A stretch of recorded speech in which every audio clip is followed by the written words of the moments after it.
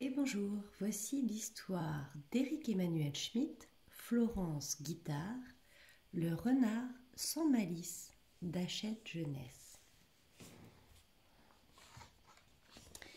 Pendant toute l'histoire, nous allons essayer de retrouver Pilou.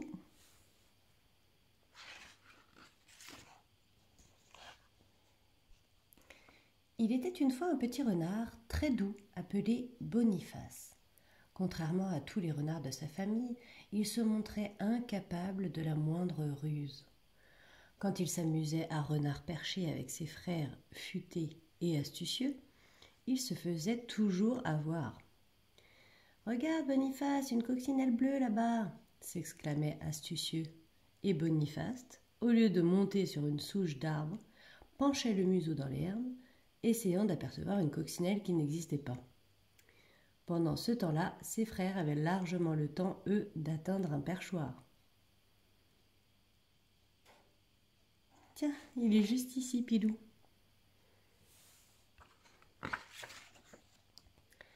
Chaque jour, au moment de la sieste, les trois frères cherchaient le meilleur endroit pour dormir. Boniface avait d'excellentes idées.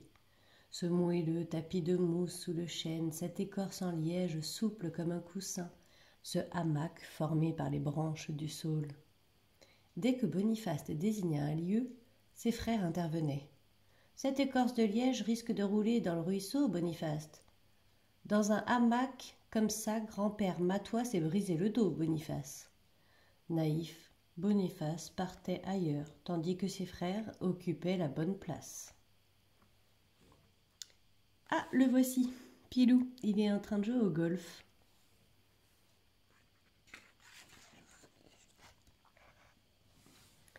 Finaude, sa grande sœur, lui répétait sans cesse : « Mon pauvre Boniface, tu manques terriblement de malice. Comment ne repères-tu pas les tours qu'il te joue ?» Mais Boniface souriait, disait que ce n'était pas grave et préférait vivre à sa façon. Et ses parents, malgré leur étonnement devant un renardeau aussi peu rusé, le laissaient pousser ainsi. Pourquoi rendre méfiant un enfant si confiant ? Alors, mais Pilou se cache toujours sous mon doigt. Il est juste ici en train d'explorer une grotte, avec sa petite lumière sur le front. Un matin, Boniface fut tiré du sommeil par des cris dans le terrier. Papa et maman renard affolés cherchaient Finaude qui avait disparu.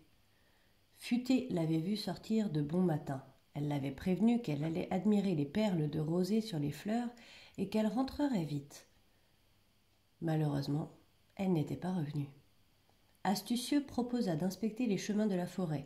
Forcément, avec leur flair, il retrouverait sa trace. Et Pilou, où est-il ? Ah, il est caché derrière la queue de Boniface, juste ici.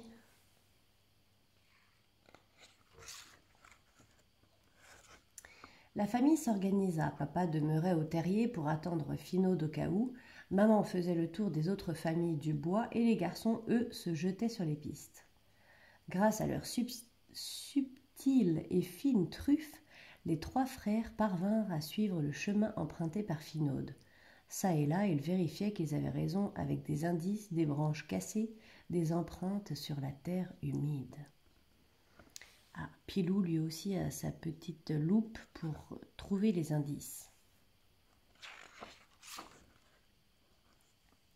Soudain, ils furent bloqués. La rivière coupait le chemin. Finaude l'avait-elle traversée, remontée, descendue ?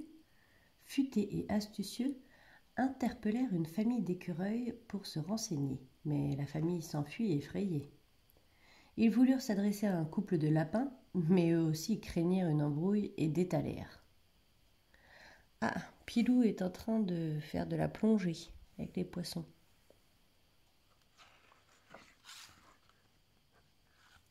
Finalement, ce fut Boniface qui, la voix tremblante, rattrapa les écureuils et les lapins. « S'il vous plaît, les amis, personne ne vous fera du mal. Nous cherchons seulement Finaude. Elle est perdue ou blessée peut-être.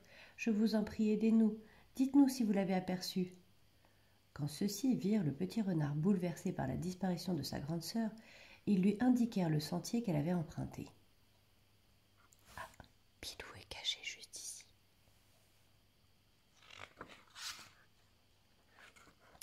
horreur! C'était le sentier qui conduisait à la caverne du dragon. Avec prudence, les 3 frères s'avancèrent et se dissimulèrent derrière les buissons. Finaude se tenait dans l'antre. Le dragon barrait l'entrée. Ah oui, elle est juste là, avec Pilou. Le dragon était l'unique dragon de la forêt et personne ne le connaissait vraiment. On ne savait s'il était gentil ou méchant, mais on le redoutait, parce que chaque fois qu'il toussait, du feu jaillissait de sa bouche. Avouez que ça donne envie de décamper, non?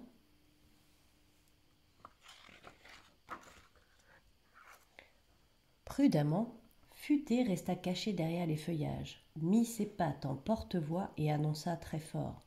« Super concours à la clairière des champignons! Cet après-midi, l'animal le plus fort gagnera un extincteur. » Le dragon dressa la tête et s'écria. « Un extincteur! J'en ai toujours rêvé, car j'ai souvent mal à la gorge. Incroyable, ce prix a été conçu pour moi. » Ah, Pilou a son petit panier pour ramasser des champignons.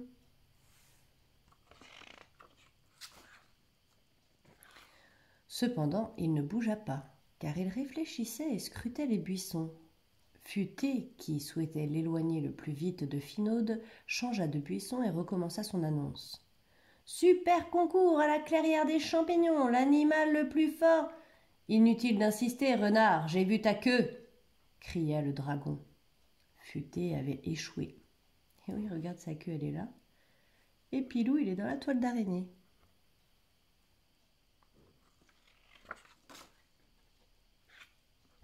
Astucieux se présenta à une distance respectueuse du dragon. « Êtes-vous content de vivre ici, monsieur ?»« Quel dommage, des chasseurs de dragons arrivent pour vous capturer. »« Quoi ?»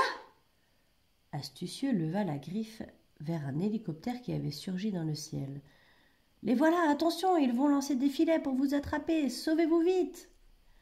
Le dragon souffla sur Astucieux.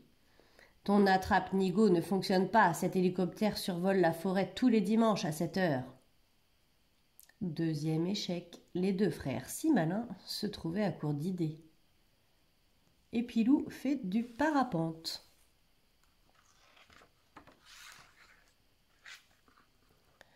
Boniface prit alors son courage à 2 pattes, s'approcha et avec toute sa candeur expliqua au dragon combien il s'inquiétait pour sa sœur chérie. « Finaude a peur du noir, pourquoi la gardez-vous ?»« Je me sens seul dans cette forêt, » répondit le dragon.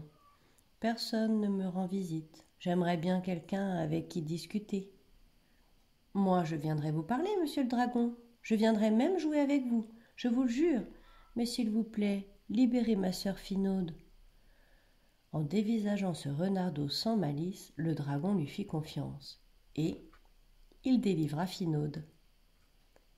Tiens, tiens, Pilou est tombé amoureux d'une petite hérissonne. Quel retour triomphal et quelle fête au terrier ce jour-là! Le succès de Boniface lui valait l'admiration de ses grands frères, les félicitations de ses parents et surtout un baiser plein d'amour de Finaude. Quand on s'installa pour pique-niquer dehors, Boniface s'éclipsa et revint quelques instants après, en compagnie du dragon. Ils passèrent tous ensemble un joyeux moment et découvrirent que le dragon était aussi charmant que drôle. Et voilà comment le dragon sans méchanceté et le petit renard sans malice devinrent les meilleurs amis du monde. Qu'est-ce qu'il fait ici, Pilou? Ah, il prend une photo.